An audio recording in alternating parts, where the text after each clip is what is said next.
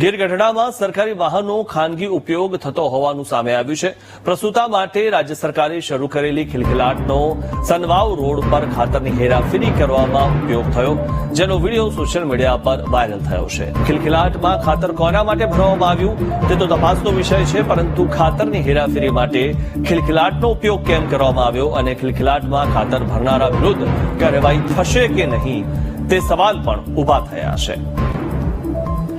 ઉલ્લેખનીય છે કે સરકારી ગાડીનો જે રીતે આ ઉપયોગ થતો હોય તેવા દ્રશ્યો જે જોવા મળ્યા છે કે ખિલખિલાટની જે ગાડી છે તેમાં ખાતરનો જથ્થો લઈ જવામાં આવતો હતો, એટલે કે સરકારી ગાડીનો ઉપયોગ પ્રાઇવેટ રીતે કરવામાં આવતો હતો અને ગીર ગઢડાના સનવાવ ગામે જે આ દ્રશ્યો સામે આવ્યા, ખિલખિલાટ વાહનમાં ખાતરની હેરાફેરી કરવામાં આવી, ત્યારે દર્દીના બદલે ખિલખિલાટમાં ખાતર ભરવાનો વિડીયો સોશિયલ મીડિયા પર વાયરલ થઈ રહ્યો છે। કોણ આના માટે જવાબદાર છે અને જે જવાબદારો છે તેમની સામે પગલાં ભરવામાં આવશે કે કેમ તે પણ સૌથી મોટો સવાલ છે।